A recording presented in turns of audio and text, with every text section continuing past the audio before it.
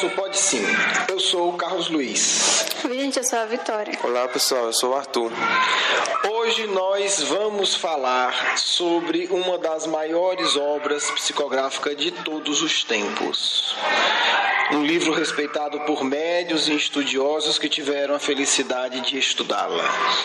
O livro chama-se Memórias de um Suicida, escrito por uma das maiores médiuns espíritas e por um dos maiores escritores portugueses da língua portuguesa, um grande literato.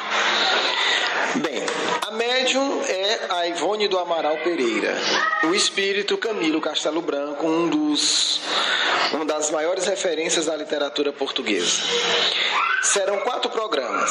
Hoje nós vamos falar um pouco mais da Ivone Pereira e dar uma ideia geral de como o livro foi psicografado e o processo que ele viveu até ser publicado.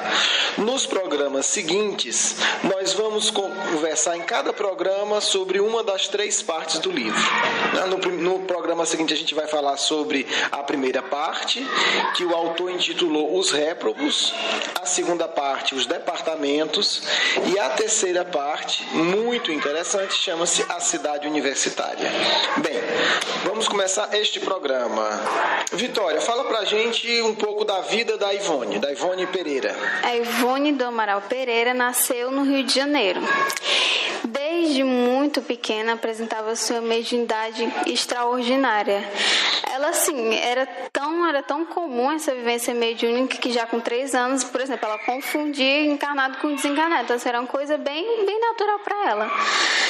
Aos 29 dias de nascida, já entrou em estado de letargia. E, tipo assim, prepararam inclusive o velório. E a mãe dela, num desespero. Para quem não conhece, letargia é quando o espírito se desprende do corpo de uma maneira, se desprende de uma forma tão forte, o distanciamento é tão grande que tem a aparência de morte, um desdobramento bem profundo. Bem profundo. A mãe dela, assim, a família toda era espírita, mas a mãe dela tinha uma fé muito forte, então orou com muito fervor. E a filha, aos poucos, foi voltando para o corpo e vamos viver. É interessante porque, na verdade, ela já estava no caixão. Exato. Ela já estava no caixão, já estava um diagnóstico de morta. Já estava tudo pronto. Depois e aí eu lembro que ela conta que a mãe tira ela do caixão chorando, leva ela para outro quarto, tranca a porta do quarto e começa a orar. O que acontece, na verdade? Na hora que ela está com a criança no corpo orando, ela começa a aplicar passe. É um passe. Ela começa a orar com ela e da energia. E essas energias fazem com que ela volte pro corpo e aí ela começa a chorar. Só um detalhe, ela continuou com esse tipo de mediunidade ao longo da vida. Com 8 anos ela entrou em catalepsia outra vez. Mas a pessoa já sabia, estava acostumada, já era uma média experiente, né? 8 anos. Isso aqui é tranquilo, aqui eu já tenho 8 anos de experiência nesse processo. Pois é. E ela tinha uma lembrança muito nítida na infância dela mesmo, da vida dela passada. Que ela se lembranças agradáveis ou desagradáveis? Bem desagradáveis. Quer dizer, com 8 anos, ela tinha regressão de memória e lembrava que tinha sido suicida, né? Exato. Se suicidou, isso doía um pouco nela. E com essa lembrança... Não devia doer muito, mas eu admiro a coragem desse espírito. Mas não é corajoso um espírito desse? Com certeza. Assim, e com essa lembrança, ela lembrava dos familiares da vida passada dela. Um deles era o espírito que, inclusive, acompanhava nessa vida de que ela foi Ivone Amaral Pereira. Já desde essa idade, esse espírito já acompanhava ela. Exato. Foi o pai dela na vida passada, que é o Charles, o espírito Charles. E também o médico Roberto de Canalejas. E assim, ela já com 13 anos participava de mediúnica e tal. E ela chegou inclusive a ver o Camilo Castelo Branco, mas ela nem sabia. Via Camilo Castelo Branco, via Bezerra, via muita gente, entendeu? E a mediunidade dela era super natural. A mediunidade era de psicografia, de cura, incorporação, materialização.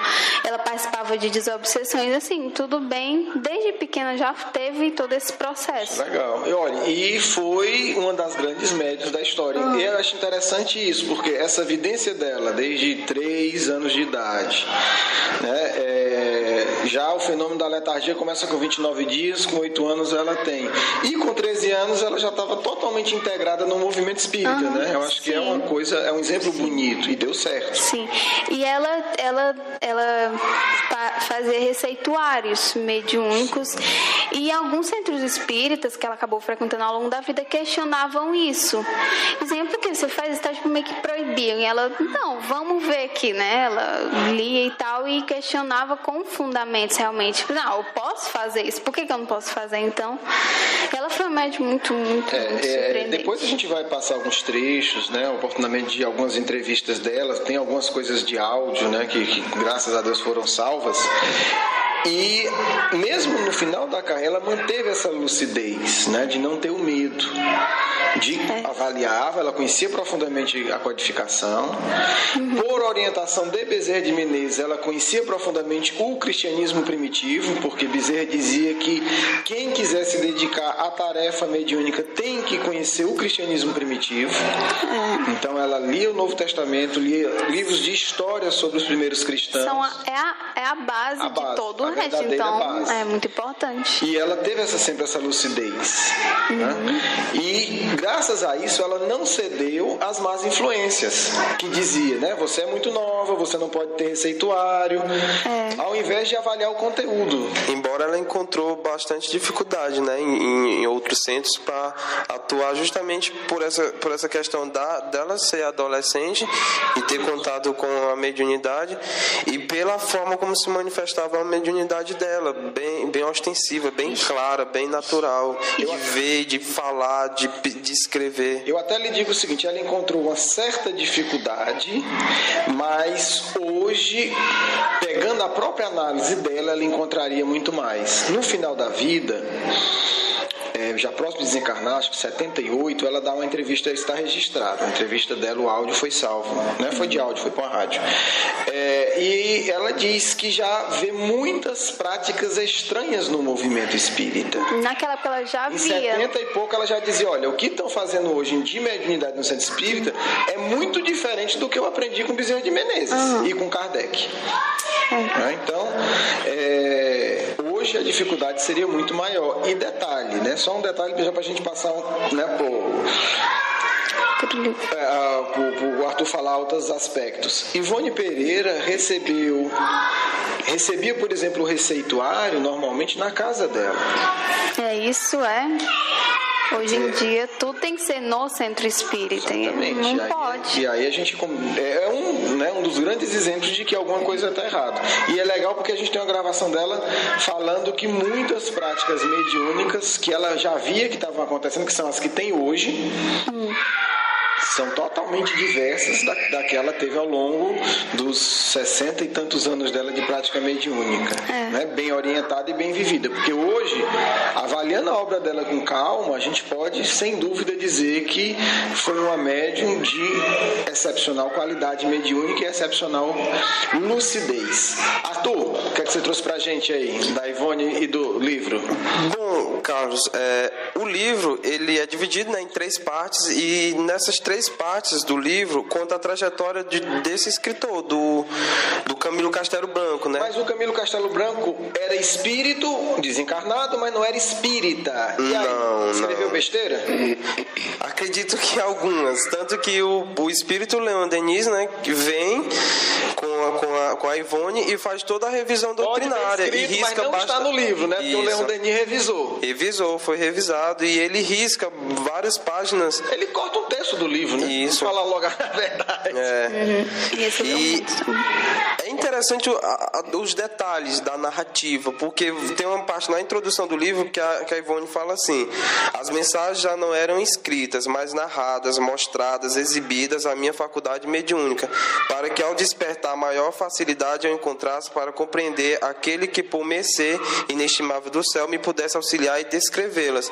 Então, o livro não foi só psicografado, ela teve desdobramentos, ela viu imagens, ela viu cenas do Vale dos Suicidas, de toda a trajetória do Cândido, ele narrando para ela visualizando. Então você vê tipo assim, o recrutamento de vários tipos de manifestações mediúnicas que ela podia ter para poder escrever o livro com os detalhes que ela escreveu. Exatamente.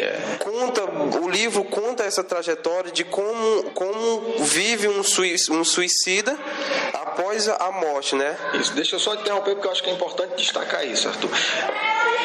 Aí a gente vê que esse livro, né, pegando uma comparação na Terra, é uma superprodução mediúnica.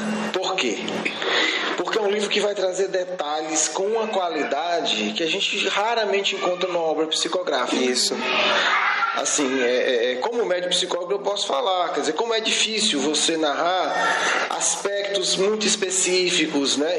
E o livro consegue retratar isso com uma realidade impressionante. Verdade. E aí a gente entende, porque todas essas faculdades, né? Quer dizer, então, os espíritos não elaboram de uma maneira limitadora, quer dizer, ela usa todos os recursos, ela usa inclusive as memórias das vidas passadas. Por isso que ela já começa a lembrar na infância. E você falou, né? Ela utiliza todos os recursos. Falando de forma até material, realmente ela usou todos os recursos.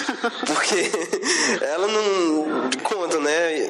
Que ela não tinha dinheiro para comprar papéis, para comprar materiais, para escrever, para psicografar. E ela usava o que ela tinha no momento que ela tinha disponível em casa, onde ela estivesse, para poder compor essa obra, entendeu? Então você vê a variedade de recursos espirituais e de recursos materiais. A gente pode dizer assim, a abundância de recursos espirituais e a extrema escassez de recursos materiais. E uma criatividade muito grande. O livro foi psicografado, para quem não sabe, em papel de enrolar pão. Ela pegava esses papéis, né, passava o ferro para poder ele ficar lisinho e usava porque ela não tinha dinheiro para comprar o papel para psicografar o livro. Isso. E aí, diante de uma história dessa, a gente tem que se questionar se nós não temos demais, né? Porque você, sem recursos materiais quase nenhum, a dona Ivone Pereira, ela foi pobre a vida toda. A vida toda ela foi trabalhava pobre. Como costureira, né? Dizem os biógrafos dela que ela sequer conseguiu aposentar, era outra época, né? Ela não tinha sequer uma aposentadoria. Então, não tinha um Bolsa Família, que hoje tem. Na época dela não existia isso. Não existia nenhum recurso, né, desse sentido. Então, ela a vida toda foi pobre e Memória do Suicida foi um dos livros que mais vendeu na história, né, dos livros espíritas. Mas o dinheiro do livro foi para ela? Nada. Toda a obra dela foi doada. Ela nunca ganhou nada. Só estou dizendo, e aí é um alerta importante. Ela nunca ganhou nada, nem direta, nem indiretamente, porque às vezes tem médium bem intencionado, mas mal orientado, que acaba tendo benefícios indiretos das obras psicográficas. Ela não, a prova é que ela morreu pobre. Costureira e sempre teve uma vida limitada, nunca teve facilidade. Então, Ivone do Amaral Pereira é um monumento de coerência e de abnegação, quer dizer, então não vamos falar das outras obras hoje, mas essa obra específica maravilhosa, ela, apesar de tudo isso, se manteve sem nenhum benefício indireto. Então isso é importante a gente destacar. Outro ponto que eu achei interessante na introdução do livro, Carlos, já que o Pode Sim hoje é da apresentação do livro, né? Além dela trazer a forma como ela compôs, os recursos que ela utilizou para compor o livro, mostra entre as linhas do texto o respeito pelo Cândido e pelo Camilo, né, Castelo Branco, e pelo espírito Leon Denis. A relação, você começa a sentir essa relação que ela tinha com a história do Camilo Castelo Branco, né? Aí você vem da trajetória dela de vidas passadas, de ter sido também suicida. E eu consegui ver ela se identificando com ele personagem, ele espírito. Isso, e toda a história dela. Ela viveu aquilo ali várias vezes. E ela respeita ele, tipo assim, respeita o conhecimento. Entende a dor, né? Entende a dor e respeita o conhecimento intelectual, né? Embora não recusa as revisões, né, que são necessárias em qualquer obra. Qual é a história desse livro? Desde a psicografia, a gente já falou um pouco que foi em papel, né, de pão, foi psicografado, e aí é curioso que ela disse que ela psicografou esse livro com caneta, e ela disse que nem se deu conta, porque para ela psicografou com o que tinha, né, não pensou nisso. E aí depois ela se deu conta que se tivesse psicografado com lápis, teria se apagado. Porque justamente passou 29 anos dentro da gaveta, assim, sem... Desde a recepção até a publicação. Exato. Né? Por que 29 anos? Por que esse tempo todo? Alguém sabe? Primeiro, pelo critério, pelas coisas novas que o livro trazia, ela queria realmente ter a convicção de que aquilo era uma obra verdadeira, porque hoje todo mundo está acostumado com a ideia, mas a primeira médium no Brasil que se tem algum registro a descrever detalhadamente a vida espiritual, as cidades espirituais, foi a Ivone Pereira. O Caibá Schutel, antes dela, publica no livro A Vida no Outro Mundo um capítulo dizendo que os espíritos que o orientavam tinham falado que existiriam de fato cidades e construções do mundo espiritual, e que ele tinha pesquisado em médios de outros países e tinha visto essa informação. Então ele lançava aquela informação a título de hipótese. Olha que coisa curiosa, porque era uma coisa que as pessoas não sabiam. E ela traz algo concreto. E ela traz um relato, até hoje, o relato mais detalhado e profundo. É importante registrar o respeito que o Chico Xavier tem por essa obra. Chico Xavier afirma que é a obra que mais minuciosamente descreve a vida espiritual. Então é a opinião de alguém que sabe, né, como médium, né, e como uma pessoa que tinha uma compreensão espiritual profunda. Então a obra começa aí, são 29 anos. Primeiro ela recebe do Camilo Castelo Branco, que não é uma obra doutrinariamente ajustada, porque é só um relato. E aí a lucidez. Ela nem condena e nem aplaude. Ela recebe, ela faz o papel de médium, né? Vou receber, depois eu avalio. Depois vem Bezerra, né? Confirma. Depois vem o Leon Denis fazer toda a revisão doutrinária da obra. Olha como do ponto de vista espiritual é uma superprodução, né? Quer dizer, a imensa equipe trabalhando nessa obra. Verdade. Dos recursos dela, do amparo espiritual, de uma revisão por um Leon Denis. E aí o pessoal pergunta, mas Ivone, por que o Leon Denis lhe assiste? Ela disse, bem, primeiro eu gosto muito da obra dele, segundo eu li que ele disse, antes de desencarnar, que quem orasse por ele, ele vinha ajudar. Eu oro. É simples. Eu estudo a obra dele, tenho sintonia com ele, ele falou que podia orar e eu oro. Então de repente ele vem. E aí, depois de tudo isso, ela comenta que passou anos na dúvida. Toda noite ela orava para pedir orientação. Olha que posto, né? As pessoas acham que mediunidade é mágica, né? Não, é só perguntar, responde e tá bom. Não é. É todo um processo de amadurecimento emocional dela. E aí, certa vez, ela pede orientação para um companheiro espírita e ele descaridosamente destrói a obra. Diz que ali é um conjunto de mistificação, que é um absurdo. E ela, muito abalada, não querendo prejudicar a doutrina, obviamente, né? Envolvida naquela emoção excessiva. E ele era uma pessoa conhecida do movimento. De referência, conhecida, famosa, né? E aí ela decide queimar. Diz, não, se isso é tudo, né? Se é tão ruim assim, ela pegou os originais para queimar. Quando ela pega o fósforo para acender, ela vê uma mão em cima da dela. Era Bezerra de Menezes dizendo calma. E aí ela mostrou para outras pessoas, né? E de fato o livro foi publicado, salvo engano, em 1934, né? A primeira publicação, não é isso, Arthur? Ou 54, né? 54. é a data do prefácio. Então, é uma longa trajetória, mas até hoje é a melhor obra mediúnica sobre o tema suicídio. E sobre a vida espiritual. Nós veremos coisas absolutamente extraordinárias e espantosas quando a gente começar a discutir sobre o livro em si. Bem, vamos agora para a nossa segunda parte, né? Que é a parte da mensagem dos amigos espirituais.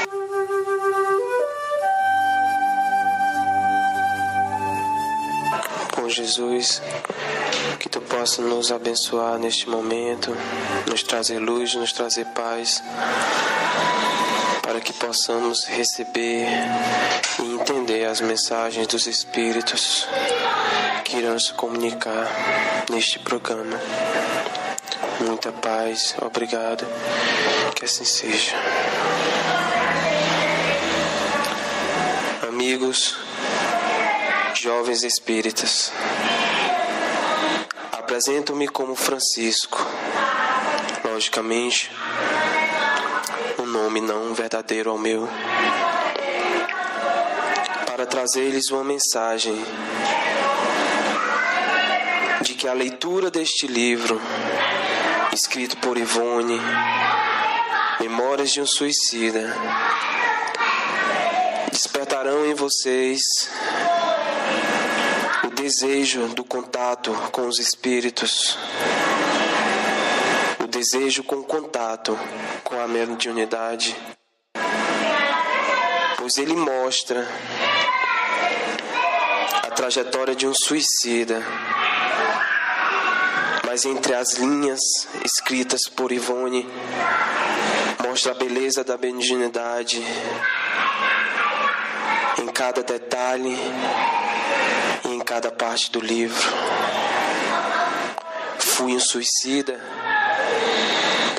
hoje estou me recuperando e me preparando para uma nova trajetória na Terra, para ajudá-los e para ajudar o movimento espírita como um todo, no trabalho e no progresso e desenvolvimento dos jovens com mediunidade. Muita paz a todos vocês, me despeço. Queridos amigos, o exemplo de Ivone Pereira é o exemplo a ser seguido pelos jovens que amam o nosso tão amado Mestre de Nazaré. Mediunidade, abnegação, cristianismo verdadeiro, sejam essas as linhas mestras de vossas existências. Começai como começou a jovem Ivone, dialogando com os espíritos, recebendo mensagens, atendendo aos aflitos, coordenando reuniões de desobsessões difíceis, mas que produziam belíssimos resultados. Atentai, médiuns que vos são dados como exemplo, começaram sempre muito cedo em suas experiências de intercâmbio mediúnico. Se quereis, pois, servir ao Cristo, servi-o desde a mocidade, aprimorando o vosso coração pelos bons hábitos, renunciando à animalidade inferior, servindo abnegadamente, encarnados e desencarnados, pois todos são filhos de Deus. Atentai, o caminho que o Cristo apresenta, seja há 2000 anos atrás, seja neste instante, é sempre o mesmo. Espiritualização, abnegação, vivência mediúnica elevada. Assim fez nosso mestre com João Evangelista, desde jovem, preparando-o para a sua missão e para a recepção do mais complexo livro da história deste mundo, o Apocalipse. Assim fez a discípula de Jesus, Ivone Pereira, para a recepção da magnífica obra Memórias do Suicida. Este livro vos ensinará sempre o caminho triste daqueles que fogem do próprio testemunho e a glória imortal daqueles que desejam servir ao Cristo independente dos erros do passado. Que o exemplo dessa médium, dessa espírita, desta amiga, toque os vossos corações, para que não duvideis. Jovem espírita, cabe a vós a continuidade desta tarefa. E nós, os espíritos que trabalhamos na coordenação do movimento, estaremos ao vosso lado, desde que os vossos corações vibrem, sedentos por amor e paz verdadeiros. Muita paz.